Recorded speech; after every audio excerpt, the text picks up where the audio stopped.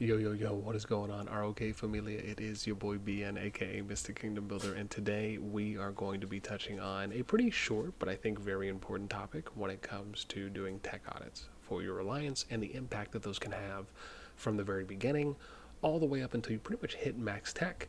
And we're going to talk about a lot of the different ways that they impact.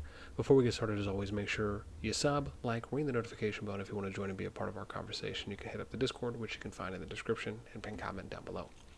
So this one's going to be pretty simple, right? I think tech auditing is extremely important for a few reasons. One, it allows for you to keep up to date on who is constantly donating to tech in your alliance, which also translates to, for the most part, who's active, who also is increasing their power, and for a lesser extent, right, who could also be socially engaging, right, and showing up for events and contributing there as just an average member. And tech auditing in the beginning of a kingdom can really help you establish who the inactive players are, the people who are not donating to tech when you're kind of doing it every, I would say 2 to 3 days is a good range that you want to try and hit on.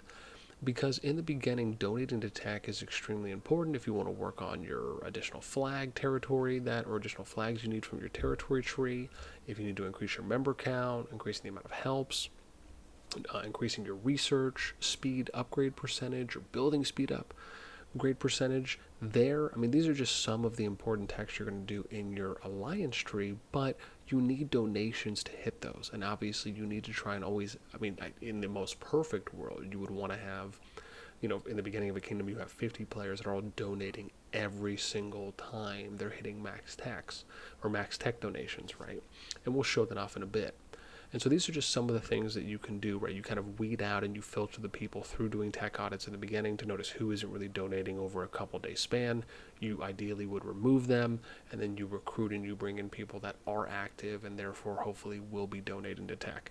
So there's a lot of big reasons on why you would want to be doing a tech audit and how I personally feel every alliance should be doing this, right? And if you're not doing this, you are really missing out on identifying possibly who really is inactive and people that might actually have been inactive in your alliance for a very long time. So let's first break down and show you where you're going to go to get this information from. So you're going to go to your alliance tab here. You're going to go to settings, you're going to go to rankings, and then you go to mad scientist, right? So you can see here I'm at 8,300 tech donations. Let's just give you an example. Let's say I go here to technology. I have one to burn. I'm going to click, and you can see that I have one donation.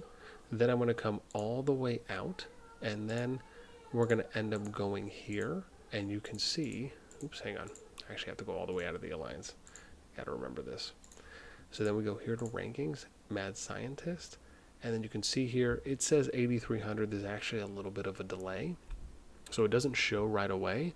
But in short, each point you do gives you 100, right? So each donation gives you 100 points. Now, you can do one donation every 30 minutes, right? 2 donations an hour, which basically comes out to you being able to do 20 donations every 10 hours, right? And if you multiply that 2 by the 24, then you end up hitting 48 donations you can do per day.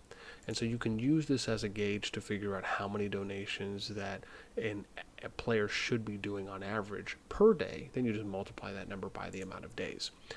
And so you would go back to that rankings board, and you could do that every 2 to 3 days. I'd say in the beginning, maybe when you get halfway through, maybe you're at day on month 2 coming up, maybe you spread it out, maybe do every 3 days. Once you start kind of getting closer to maybe max tech, maybe you feel like you've stabilized, you have kind of a good core group, then maybe you do every 3 to 5 days. Could be okay. But now let me show you real quick how you're going to keep track of doing your audits and really how easy it is. So let's go ahead and I'm going to show you and give you an example here. And this is from a different game because some of the tech donations are a little lower, but the same principle applies. So this is using a spreadsheet. You can use Google Sheets. That's what I like to use. And simply put, you just have a column that has each of the dates. You have the player names here on the left, and then I like to go left to right, but I like to kind of go in, I guess, a descending order. So the newest or the most recent audit date is always the one closest to the player names. And you can do something simple like this, where you just make a new column, and then you're good to go. And you can organize this in pretty much a couple different ways. You can do alphabetical if I want to go A to Z. I can go here for the most recent column, and I can do most to least, and then I can do also least to most, right? And then from here, essentially what you're figuring out is what's the plus minus, right? So I would go here just to give you an example, right? This is almost 80 on the plus minus here, right? From 69 to 49. And then 86, this is 14. I'm looking at 48, right? So you have 80 and 48 donations here that have been done across, a couple day period, right? That's a somewhat kind of lowish amount. These are really important things, right? Because you have 31 days, so actually it's almost a week between these, right? That's a very low amount across a week. This is how you can kind of figure out what those plus, minus, or in this case, plus gains are, and who's basically doing about those 48 donations a day or close to it. Those are the people you're probably going to want to keep. You're having people do maybe 10 donations a day, or maybe they're doing 48 donations over the course of 3 days, right? Like those are things that you can figure out and then find like who's your lowest donators over a period of time, and then kind of start getting rid of those, especially if you notice that they're inactive in game as well, right? So there's other factors that you want to play into it, but you want to use the tech donations as the number one source that you go off of, and then you can factor in additional things. Do they not talk in chat? Are they not showing up for events? Do they not have a high amount of helps, right? There's other ways you can use the stats in game to factor into, but you want to always usually build off of the overall tech donations, right? And you just every couple days, however often, depending on the stage, you just go into your mad scientist ranking, you go down the list, and then you just grab the player name one by one, and you basically pull and plug the data here into the sheets. And so that pretty much covers exactly what you need to do. Like I said, not going to be a super long video because it is pretty straightforward, but I do think it's extremely important. And if you have an alliance, if you're an officer, if you're a leader in any alliance in every kingdom, you need to be doing tech audits, tech donation audits from that mad scientist ranking.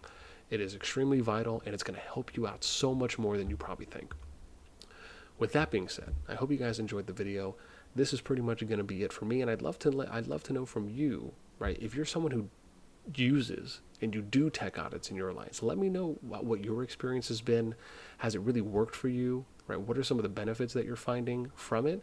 Let me know anything and everything in those comments down below. As always, that's it for me. Until next time, I'll catch you later.